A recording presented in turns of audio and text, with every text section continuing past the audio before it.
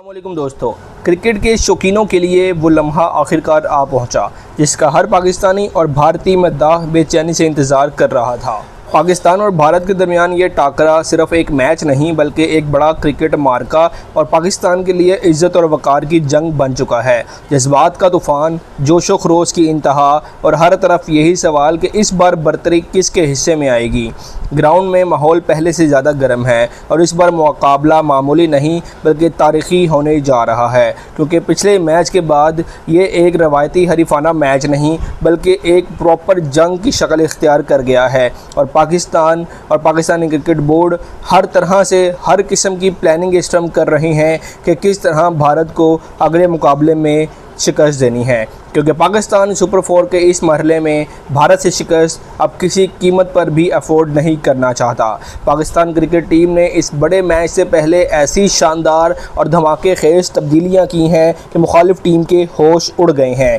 कप्तान, chairman PCB और head coach तीनों ने ज़ाती तौर पर मैदान में आकर ऐसी हिकमत अमली तरतीब दी है जिसने न सिर्फ टीम की साख बदल दी है बल्कि मैच का नक्शा भी पलट दिया है। प्लेइंग 11 में जो रद्दबदल किया गया है वो कोई मामूली नहीं बल्कि हैरान कुन है। साइम अयूब को ओपनिंग से फारिग कर दिया गया है, जबकि खबर आ रही है कि फ़हीम अशरफ और खुशदिल शाह को भी टीम से ड्रॉप कर दिया गया है।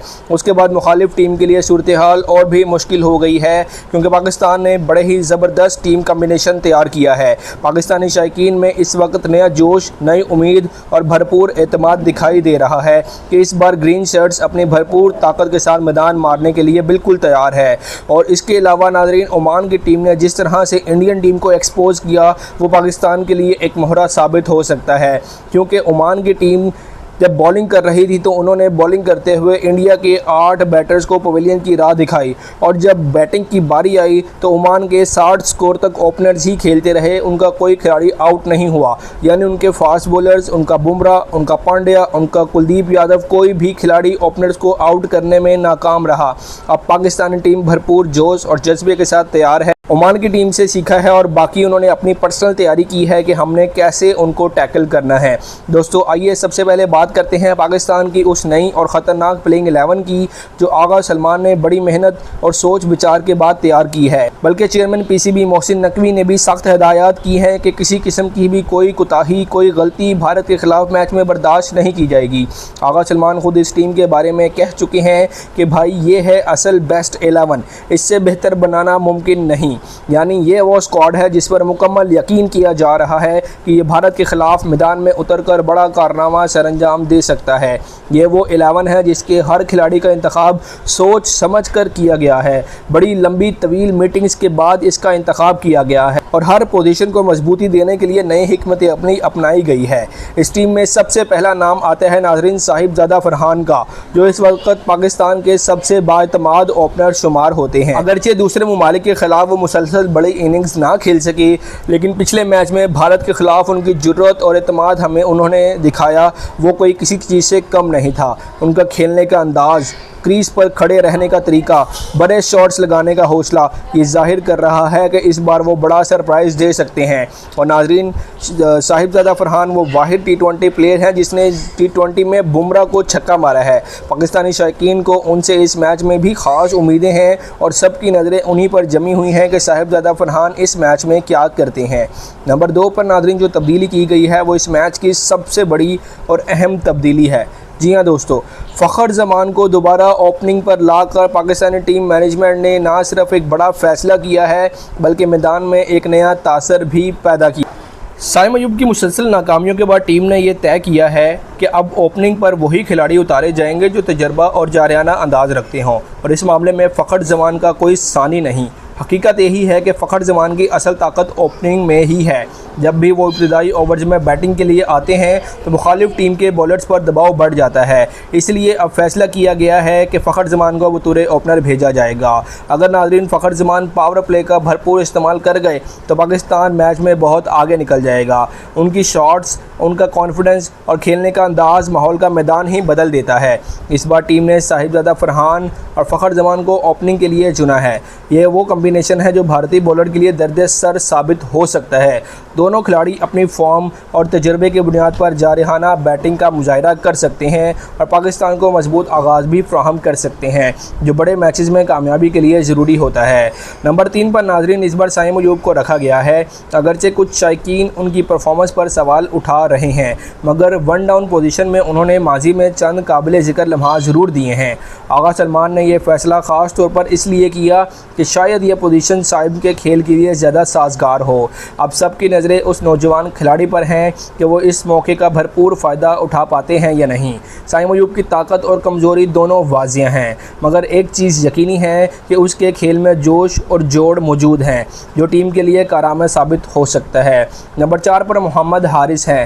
नाज़रीन, ये वो खिलाड़ी हैं जो कभी खेल को पलट कर रख देता है और कभी बिल्कुल नाकाम हो जाता है। इस बार उन्हें उनकी पसंदीदा पोजीशन पर भेजा जाएगा ताकि वो मुकम्मल सलाहियत दिखा सकें। मोहम्मद हारिस की गैर मुतवक्का खेल की खुसूसियात ही उसे ख़तरनाक खिलाड़ी बनाती हैं और भारतीय बॉलर्स के लिए ये एक बड़ा चैलेंज होगा। नंबर 5 पर हैं हसन नवाज़, जिसका मिडिल ऑर्डर में परफॉर्मेंस सबके सामने है। इब्तिदा में सबको लगा था कि ये मैच जीतने वाला खिलाड़ी, लेकिन उसके खेल के असरात उतार चढ़ाव ने सबको हैरान कर दिया है। हसन नवाज़ खुद इंटरव्यू में ऐलान किया है उन्होंने कि इस बार हम भारत को रुलाएंगे। अब देखना ये है कि क्या वाकई मैदान में भारतीयों को काबू कर पाते हैं या सिर्फ दावे ही हैं। दोस्तों, नंबर 6 पर सबसे बड़ा सरप्राइज टीम में शामिल किया गया है और वो है सलमान मिर्ज़ा। जी हाँ, ये वही फास्ट बॉलर है जिसे भारतीय बैटर्स के सामने उतारना एक बड़ा रिस्क भी है और एक ताकतवर हथियार भी। सलमान मिर्ज़ा की सबसे बड़ी खूबी यह है कि वो जिगर वाला खिलाड़ी है, बेखौफ अंदाज में खेलता है और दलेरी के साथ मैदान में आता है। इस जज्बे और हौसले की ज़रूरत पाकिस्तान को इस मैच में बिल्कुल है, क्योंकि बड़े मैचेस में ऐसे खिलाड़ी ही फ़र्क पैदा करते हैं। उसके बाद नंबर 7 पर आते हैं हारिस रऊफ़। अगरचे हारिस रऊफ़ एक रन्स मशीन है जो ज़्यादा रन्स देने का काम भी करते हैं, मगर उनका एग्रेसिव अंदाज और बॉलिंग में जो जोश मुखालिफ टीम पर दबाव डाल देता है। भारतीय बैटर्स के लिए हारिस रऊफ़ का दिन मुश्किल साबित हो सकता है, क्योंकि उसकी रफ्तार और ताकत से पवेलियन का रास्ता आसानी से खुल जाता है। फिर आते हैं शाहीन शाह अफरीदी, जो अब सिर्फ फास्ट बॉलर नहीं बल्कि एक प्रीमियम ऑलराउंडर की हैसियत इख्तियार कर चुके हैं। बैटिंग, बॉलिंग और फील्डिंग हर शोबे में दिल लगाकर खेल रहे हैं, क्योंकि उन्हें मालूम है कि टीम में जगह सिर्फ परफॉर्मेंस की बुनियाद पर है, विरासत की बुनियाद पर नहीं। यही जज्बा पाकिस्तान के लिए मैच का फैसलाकुन अंसर बन सकता है। ये तीनों खिलाड़ी मिलकर भारतीय बैटर्स के लिए वाकई एक सनसनीखेज चैलेंज साबित हो सकते हैं। उसके बाद आते हैं नाज़रीन मोहम्मद नवाज़। बड़े मैचों का ये खिलाड़ी अगरचे पिछले मैच में अंपायर के मतनाज़ी कॉल की वजह से बदकिस्मती का शिकार तो हुआ, मगर इस बार सबकी नज़रें उस पर होंगी। मोहम्मद नवाज़ को बुरा कहना आसान है, मगर हकीकत यह है कि उसके साथ ज़्यादती हुई। इस बार वो फिर कमबैक के मूड में हैं। उसके बाद स्पिन बॉलिंग के शोबे में है इब्रार अहमद। इस नौजवान स्पिनर ने अपनी जादूगिरी से हर किसी को हैरान कर दिया। मोहम्मद नवाज़ और इब्रार अहमद का कम्बिनेशन भारत के ख़िलाफ़ ख़तरनाक साबित हो सकता है। साथ ही साथ सलमान अली आगा और साइम अयूब भी पार्ट टाइम स्पिन कर सकते हैं, यानी कि पाकिस्तान का स्पिन डिपार्टमेंट भी बहुत ज़्यादा मजबूत है। दोस्तों, सबसे अहम सवाल ये है कि ये मार्का कब होगा। तो भाई ये मैच होगा 21 सितंबर को, इतवार के दिन शाम 7:30 पर। जी हाँ दोस्तों, संडे के दिन ये प्राइम टाइम ये है, बड़ा मुकाबला होगा। पूरे पाकिस्तान की नज़रें इस पर होंगी और हर घर में क्रिकेट का जुनून होगा। दोस्तों, ये थी पाकिस्तान की मुकम्मल प्लेइंग 11 और मैच की तफसील। अब आपकी राय जानना ज़रूरी है कि आपको कैसी लगी है टीम। नीचे कॉमेंट में अपनी राय ज़रूर दीजिएगा। और हाँ, अगर आप पहली बार चैनल पर आए हैं तो फ़ौरन सब्सक्राइब करें, ताकि आपको इवेंट्स के हर अपडेट मिलती रहे। मिलते हैं अगले मैच में, तब तक के लिए अल्लाह हाफिज़।